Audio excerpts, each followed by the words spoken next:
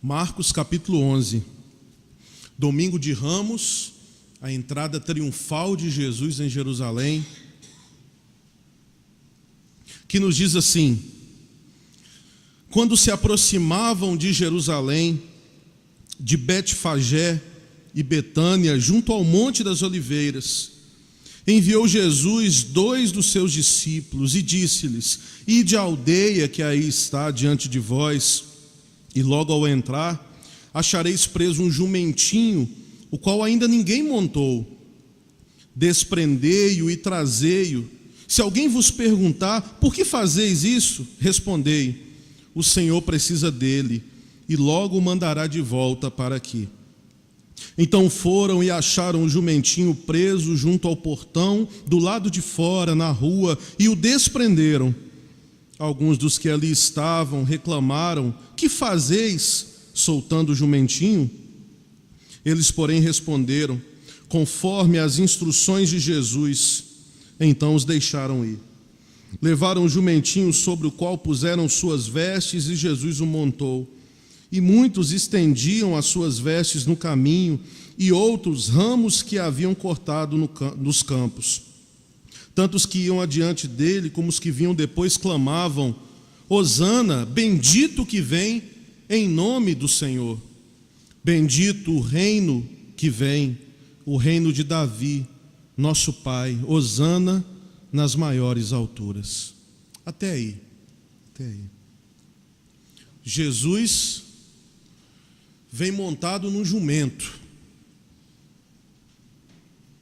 animal que não tem nada a ver com a montaria real, convenhamos. Jumento, aliás, ele era besta de carga e não de combate, e sequer lhe pertencia esse jumento, tanto que ele diz pegar emprestado e que vai devolver depois.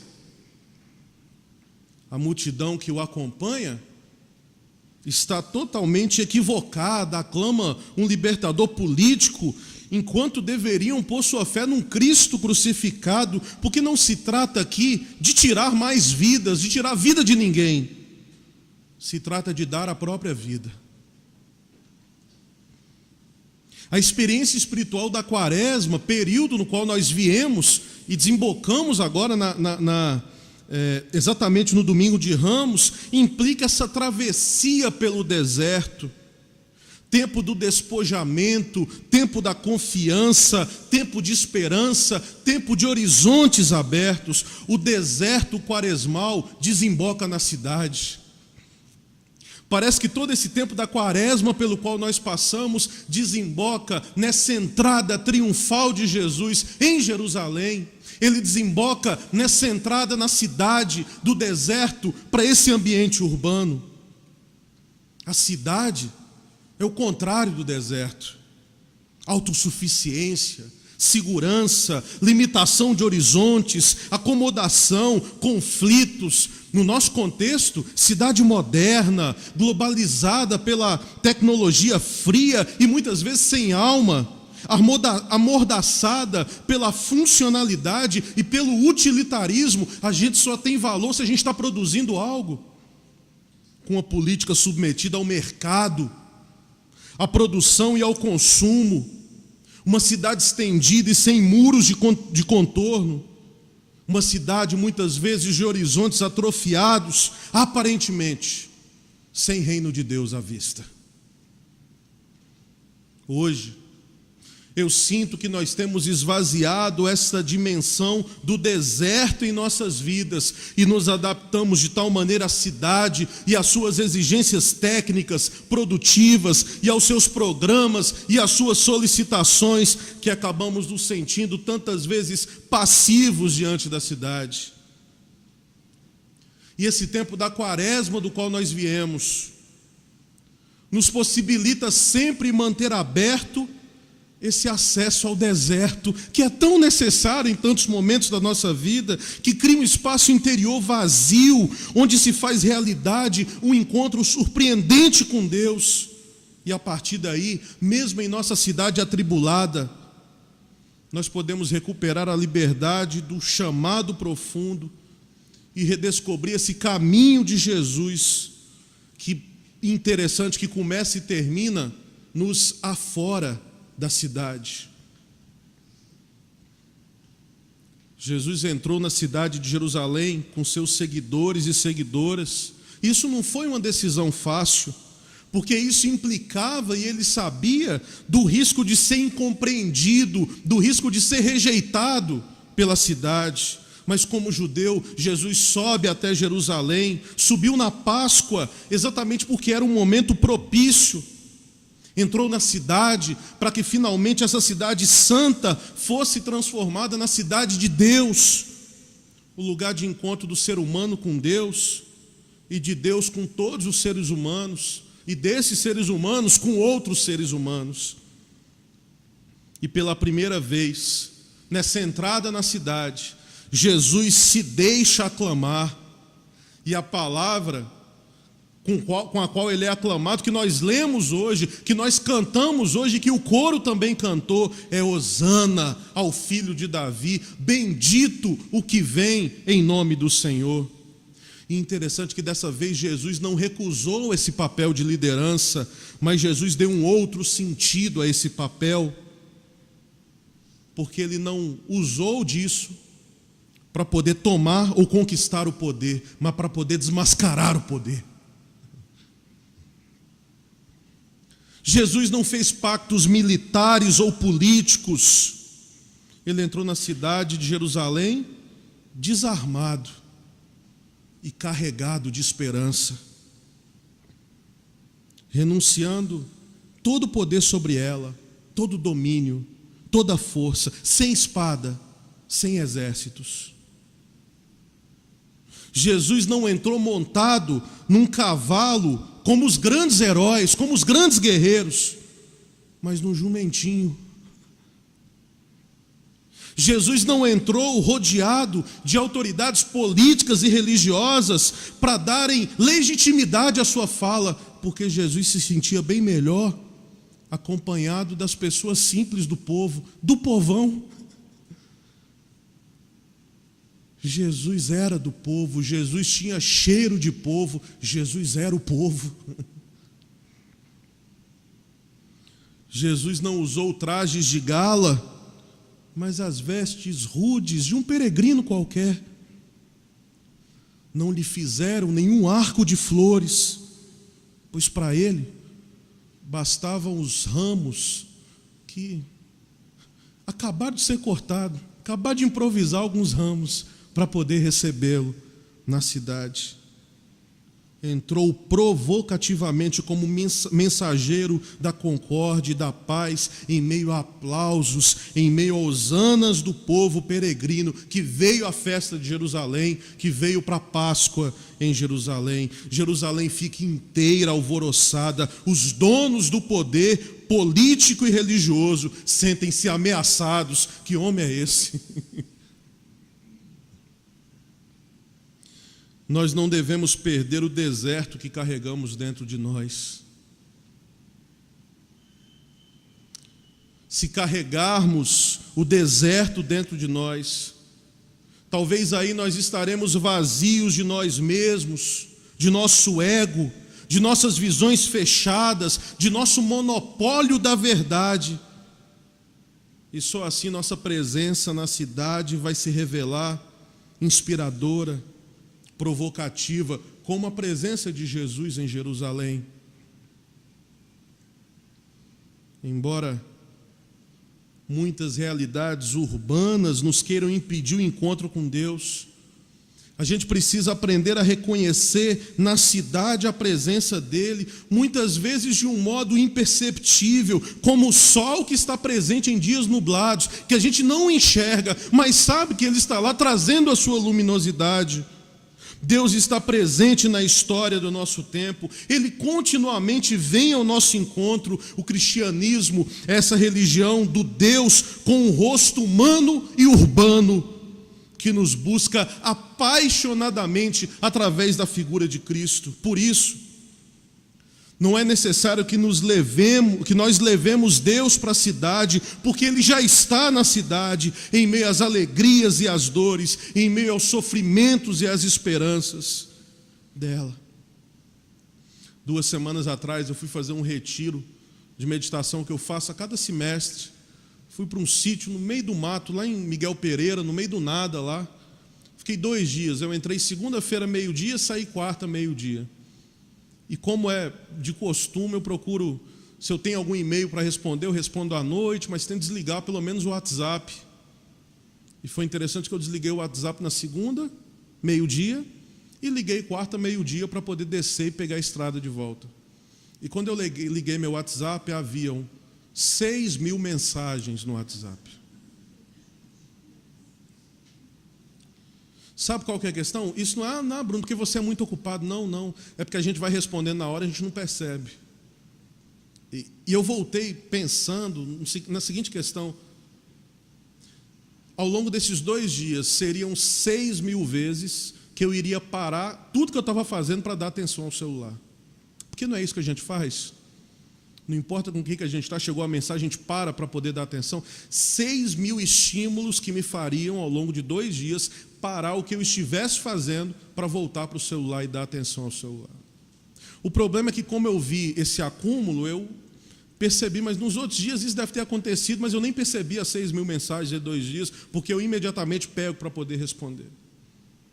Nós somos a todo momento estimulados por tantas coisas que parece que a gente não deixa o espaço para um vazio. Quantas vezes, eu lembro quando eu comecei a frequentar a nossa igreja aqui, que esse momento de silêncio, né? Ele é um momento perturbador às vezes. Esse momento que a gente faz mesmo. Da realidade religiosa que eu venho, a gente está acostumado, quando faz silêncio, tem que ter um fundo musical, cara. Tem que ter alguma coisa para... Não, o silêncio muitas vezes é perturbador. A prova disso é elevador, né? Você entrou no elevador, ficou 5 segundos em silêncio com alguém, você já começa a puxar, né? Está calor, né? Vai chover, né? Esse ambiente urbano que a gente vive, e é preciso buscar a Deus, descobrir Deus na cidade, como se Ele estivesse encoberto, oculto, como se Ele estivesse como esse sol nos dias nublados, que nós não vemos tantas vezes, mas está presente. Uma aguda sensibilidade religiosa capta a presença de Deus também nos sinais de ausência, como a gente leu no Anselmo Grum, no momento da contrição. O Deus escondido que se apresenta muitas vezes onde Ele é marginalizado. Deus acompanha a todos em seu aparente ocultamento, pronuncia sua voz em seu silêncio, revela a sua onipotência em seu despojamento, mostra a sua máxima bondade em sua mínima expressão, no presépio, e do presépio à cruz. Talvez esse seja um dos grandes desafios das grandes cidades.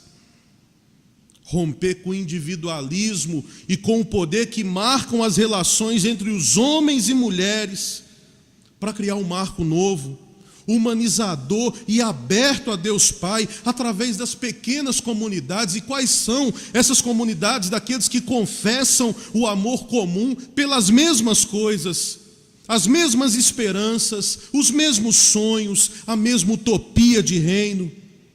É sobretudo em torno da mesa que as comunidades se constituem, com esse gesto de repartir. Estabelecer-se uma relação entre as pessoas que aceitam conspirar, entendam, co-inspirar, em torno do fascínio que é a proposta de Jesus. Que proposta fascinante! Na verdade, a Eucaristia que nós vamos viver daqui a pouco é esse momento sobre o qual nós vivemos, e ela é vivida como sal, como fermento, como a luz, como a alma da cidade. O professor Jacques, com seu brilhantismo, ele estava nos brindando nas últimas semanas com aulas de introdução no Evangelho de Marcos. E eu lembro que ele disse, quando ele falou a respeito da ceia, desse momento eucarístico, que esse momento eucarístico não é só esse momento de memória, de símbolo, mas também um convite à adesão. É como se Jesus estivesse fazendo, olha, está vendo aqui como o pão se parte, como esse pão se parte, eu também me parti, e eu quero que vocês façam o mesmo. Está vendo esse vinho que se derrama, assim como esse vinho se derrama? Eu quero convidar para vocês aderirem a essa proposta do reino, desse vinho que se derrama. Façam isso também na vida de vocês. Porque assim é a cidade que Deus deseja. Uma praça de encontro e uma mesa celebrativa. Uma praça de encontro e uma mesa celebrativa. Disse domingo passado aqui, repito hoje, de uma reportagem que saiu num jornal aqui da Zona Sul, e a manchete dizia: menores saem de bueiro e incomodam moradores de Ipanema. Menores saem de bueiro e incomodam. Vocês percebem a sutileza disso?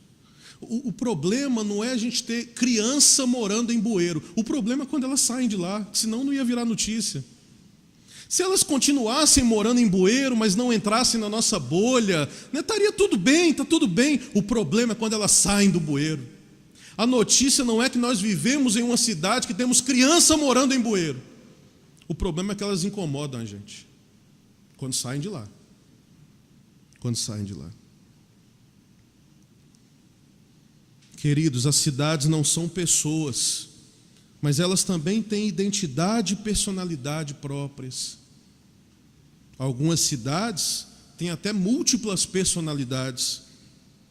Existem cidades acolhedoras que parecem se preocupar com cada habitante, que alegram-se quando os moradores que lá habitam se sentem bem. São cidades humanizadoras. E de fato, né, como que a gente... quando eu vou lá para o interior de Minas, eu vejo muito isso, né? Você fica até constrangido, que as pessoas quase te carregam no colo. Você está caminhando na rua e está o pessoal te chamando para entrar, tomar um cafezinho, comer um pão de queijo, que eu nunca recuso.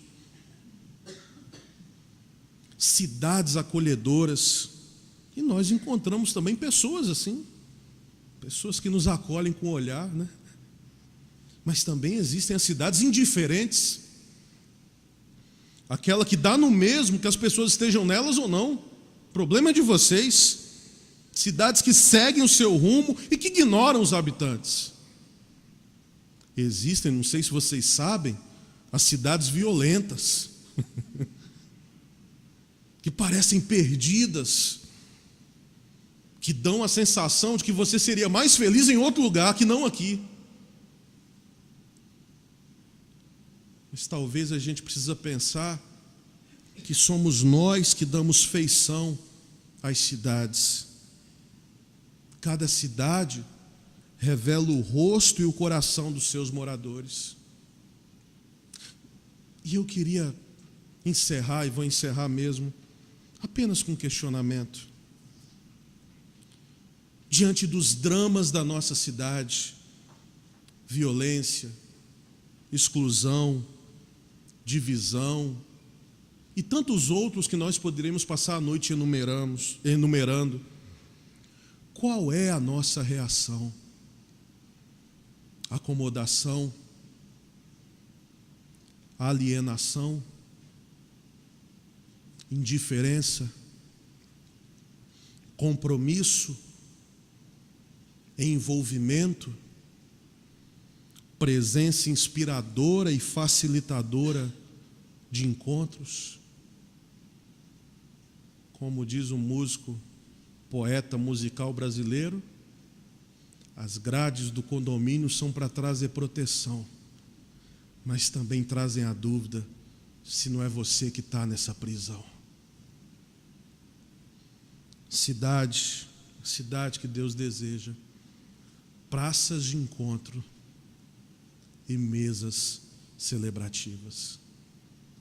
Que essa utopia, no bom sentido da utopia, que a gente sempre vai estar lutando para poder alcançar e caminhando em direção, possa ser um objetivo e um alvo nosso.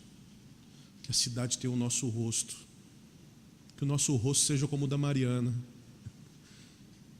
com a simplicidade, com a pureza e com o olhar de quem diz: eu gosto de você, eu me preocupo com você. Que Deus nos abençoe.